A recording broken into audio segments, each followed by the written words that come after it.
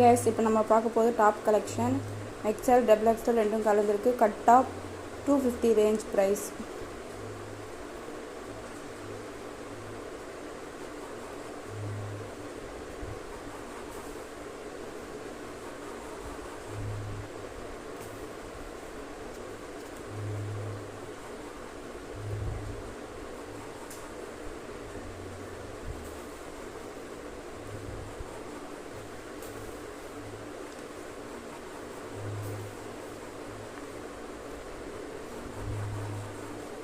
இப்போ நம்ம பார்க்க போது umbrella cut top XL double XL ரெண்டும் கலந்துருக்கு.